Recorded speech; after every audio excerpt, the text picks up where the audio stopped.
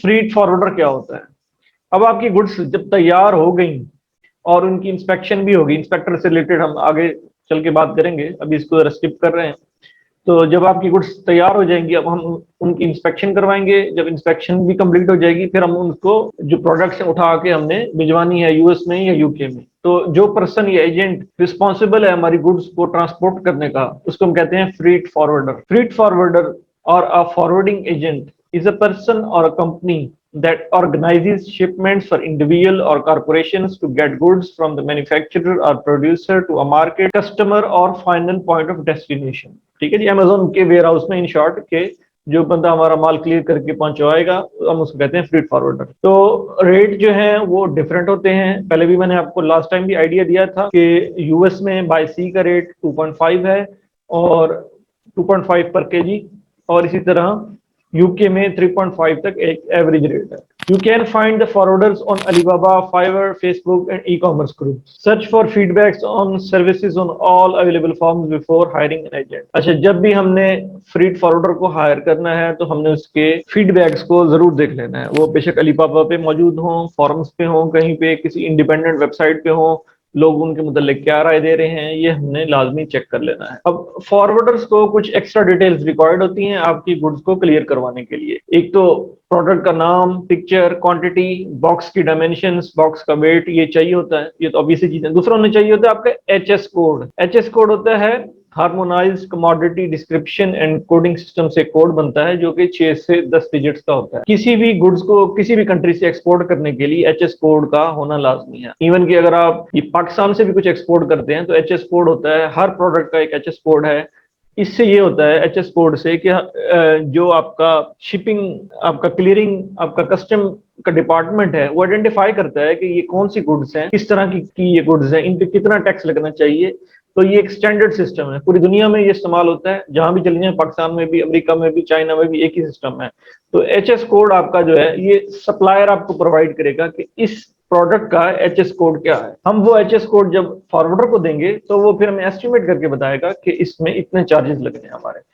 In addition to the quantity, box, dimensions, weight, वो सब चीजों के बाद भी ये भी चीजें हमें देनी पड़ेगी। ऐसा होता है कि सेम वेट में आपको फैब्रिक की प्रोडक्ट में और रेट चार्ज होगा, आपको प्लास्टिक की प्रोडक्ट में और रेट चार्ज होगा, आपको लिक्विड की प्रोडक्ट में और रेट चार्ज होगा। उनकी हैंडलिंग के लिहाज से रेट ये डिफरेंट होता है। एचएस कोड एक लाजमी चीज है, इसको आपने ध्यान से याद रखना है।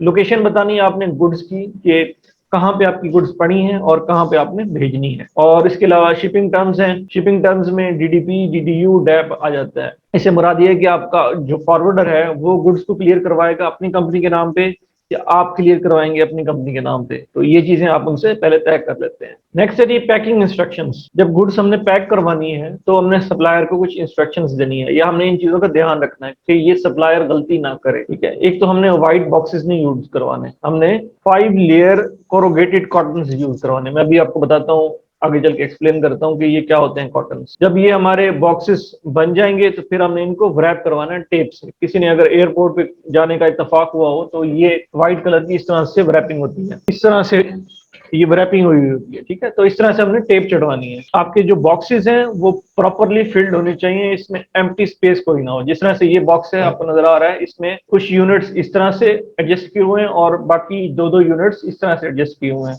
अप एंड डाउन, ताकि स्पेस कोई भी बाकी ना रहे। There should be no empty space in the carton, ताकि हमें एक्स्ट्रा वेट ना चार्ज हो, क्योंकि मैंने आपको बताया था कि डायमेंशनल वेट और एक्चुअल वेट में का फर्क होता है। तो इस तरह से आपका बॉक्स का डायमेंशनल वेट बढ़ जाता है तो आपको ज्यादा चार्ज होता है। तो हमने एम्प्टी स्पेस कोई नहीं छोड़ना। बिल ऑफ लैडिंग क्या होता है? जब भी हमने गुड्स भेजनी है फॉरवर्डर को तो हमने उसकी रसीद ले लेनी है सिंपली, तो उसको हम कहते हैं bill of lading. A bill of lading is a legal document issued by the carrier to a shipper that details the type, quality, quantity and destination of the goods. ठीक है जी, a bill of lading is a document of title, ये ownership का document है। A receipt of goods and a contract between supplier and shipper, ये contract है। The documents must accompany the shipped goods and must be signed by the authorized representative of the carrier, shipper and receiver। तो जो forwarder के साथ हमारी terms होती हैं वो 100% एडवांस में होती हैं कि हमने उनको पेमेंट एडवांस में करनी होती है। जो सप्लायर के साथ हमारी टर्म्स होती हैं वो होती हैं 30-70, हम उनको 30% पे करते हैं।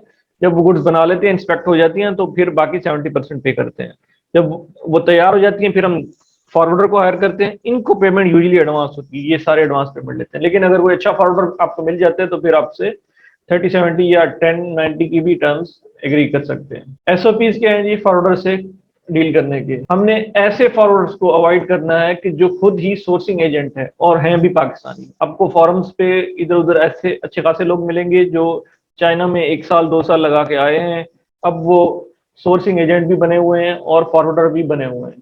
तो इस तरह के लोग क्या करते हैं कि इन्होंने पीछे से कोई चाइनीज पकड़ा होता है जिनको फोन पे कॉल करके ये काम करवा रहे होते हैं। इनसे डील करने का नुकसान ये है, आप इनको सोर्सिंग एजेंट के तौर पर तो यूज कर सकते हैं, लेकिन फॉरवर्डर एज ए इनको फॉरवर्डर डील करने का नुकसान ये है कि ये खुद नहीं होते, इनके पीछे एक और कंपनी होती है। तो आपको उनकी रसीद कभी नहीं देंगे, ये आपको ये कहेंगे कि ये गुड्स भेज दें, हमारी अपनी गुड्स भेज दें और ठीक है ये पहुंच जाएंगी। तो जो रसीद आती है एक्चुअल ये अपने पास रखते हैं कि अगर आपको वो शेयर कर देंगे तो आप उनके साथ डायरेक्ट हो जाएंगे, आप फॉरवर्डर के साथ डायरेक्ट हो जाएंगे, आपको उसका नाम पता लग जाएगा। तो ये इन्वेंट्री जो है हमारी, हमारा जो माल है, हमारी जो गुड्स हैं वो लिम्बो में चली जा सकती हैं। हो सकता है कि वो गुम हो जाए, ऐसा भी हो जाता है कि शिपिंग में चीजें गुम हो जाती हैं या डिस्ट्रॉय हो जाती हैं। तो इन दैट केस हमें नुकसान होता है क्योंकि हमारे पास ओरिजिनल रिसीट तो होती नहीं, अब हम जाके उसको पकड़ें। तो इस तरह से हमने जो आपके प्रॉक्सी एजेंट्स हैं उनको अवॉइड करना, हमने डायरेक्ट लिंक रखना है। Get rates from different agents and compare the best one. 2 3 4 5 से हम रेट लेंगे और उनको कंपेयर करेंगे कि सबसे अच्छा फॉरवर्डर कौन सा है जिसका रेट सबसे कम है।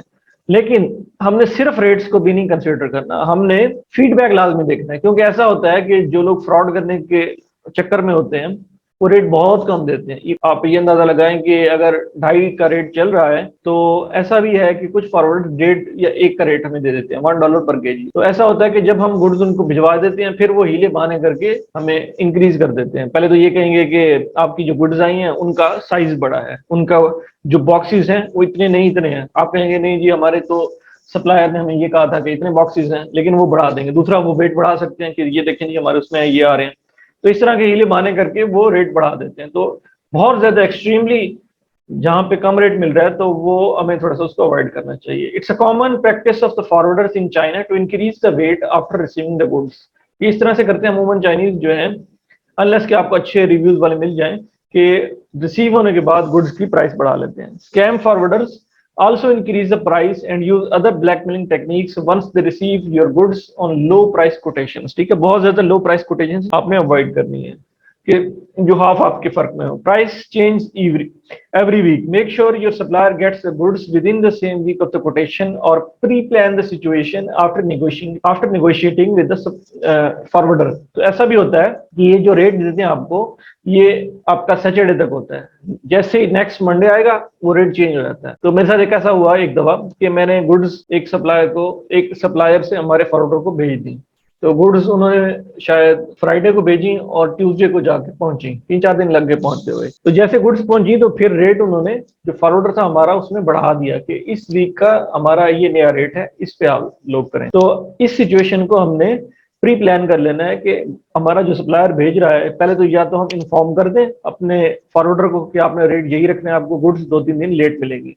अगर वो कहता है कि नहीं हमारा रेट हो सकता है कि चेंज हो जाए, तो फिर हमने वेट कर लेना, नेक्स्ट वीक उसको गुड्स भिजवानी। तो वीकेंड पे नहीं भिजवानी गुड्स, ये हमने ध्यान रखना। नेक्स्ट है जी इनवॉइस की बात करते हैं। इनवॉइस क्या होती है? इनवॉइस होती है डॉक्यूमेंट होता है कि जो सप्लायर देता है, हम हैं परचेजर, हमें वो as a proof of the purchase दे रहा है कि ये आपकी इनवॉइस है, इतनी गुड्स आपने इस रेट के ऊपर इस डेट को ये स्पेसिफिकेशन के साथ परचेज। तो इनवॉइस की 2 3 आपको किस्में भी आ जाती हैं। एक आ जाती है जी आपकी कमर्शियल इनवॉइस और एक आ जाती है परफॉर्मा इनवॉइस। पहले आ जाते हैं अपने ये परफॉर्मा इनवॉइस पे। परफॉर्मा इनवॉइस ये होती है कि जब भी किसी को कोई कोटेशन भेजी जाती है तो उसको परफॉर्मा इनवॉइस भेजी जाती है कि ये गुड्स हैं, अगर आप इनको परचेज करते हैं तो हम इस डेट तक आपको ये रेट देने के पाबंद हैं। तो इस तरह की ये कोटेशन होती है। ये एक्चुअल ट्रांजेक्शन नहीं होती, जस्ट ये एक प्रपोजल होती है कि आप इस रेट पे ये गुड्स इस डेट तक बाय कर लें, और उस पर डेट भी मेंशन होती है कि अगर इससे वो ज्यादा हो जाती है तो फिर ये इनवैलिड हो जाएगी। इसी तरह है कमर्शियल इनवॉइस। कमर्शियल इनवॉइस ये होती है कि जब हम गुड्स एक्सपोर्ट करते हैं तो एक इनवॉइस होती है जिसको कहते हैं कमर्शियल इनवॉइस। ये यूज होती है एक्सपोर्ट के लिए, कस्टम क्लियरेंस के लिए,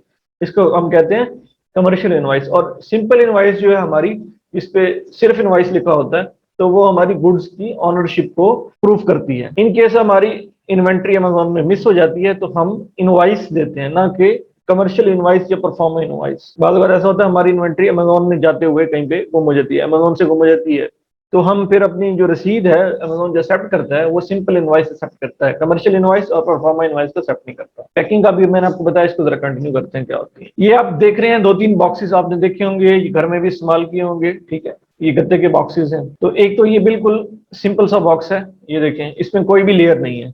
ये देख रहे हैं आप, इसमें कोई भी लेयर नहीं है, सिंपल ये गद्दे का बॉक्स है। इस तरह की पैकिंग हम अवॉइड करते हैं, हम इस तरह की पैकिंग इस्तेमाल नहीं करते।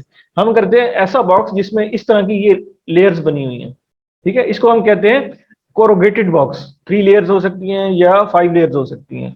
ये देखें, ये है 3 लेयर्स और ये है 5 लेयर वाला, तो इसको हम कहते हैं 5 प्लाई कोरोगेटेड बॉक्स। तो अगर हम इस तरह के बॉक्स यूज करेंगे ना, इस तरह के बॉक्स, तो हमारे ये शिपिंग में ये जो बॉक्स का हाल है वो इस तरह से हो जाता है इन बॉक्सेस का, क्योंकि उठा उठा के फेंकते हैं 3-3, 4-4 फीट से, तो ये इस तरह से हो जाता है, आगे पीछे हो जाता है, ठीक है।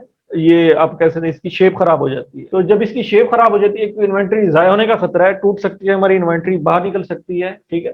दूसरा ये भी है कि इस तरह ये जब डी शेप होता है तो इसका साइज बढ़ जाता है, तो फिर हमें जो शिपिंग चार्ज होती है वो इंक्रीज साइज से हो जाता है। तो इस वजह से हम इन बॉक्सेस को इस्तेमाल नहीं करेंगे। जब भी हम अपने सप्लायर को या फॉरवर्डर को कहेंगे तो हम उनको स्पेसिफिकली कहेंगे कि हमने 3 प्लाई या 5 प्लाई कोरोगेटेड शीट इस्तेमाल करनी है, और इसकी हम उनसे पिक्चर्स भी लेंगे और वीडियोस भी लेंगे कि उन्होंने वाकई सही तरीके से पैकिंग की है।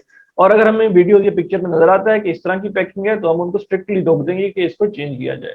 हमने इस तरह के बॉक्स में बिल्कुल भी नहीं भेजना। और जब भी हमने फॉरवर्डर या सप्लायर जो भी हम इस्तेमाल करेंगे, तो हमने रसीदें ले लेनी है उनसे, और इस तरह से लेनी है, उनकी पेमेंट्स इस तरह से करनी है कि कल को हम रिलेट कर सकें। आप खुद कर रहे हैं प्राइवेट लेवल या कोई क्लाइंट कर रहा है, तो आपने उनको कहना है कि इस तरह से पेमेंट करें कि कल को अकाउंटिंग हो सके, कल को टैक्स भी हो सके। हुंडी से पेमेंट या इस तरह की पेमेंट जो बाद में प्रूफ ना हो सके, उससे अवॉइड करना है हम लोग।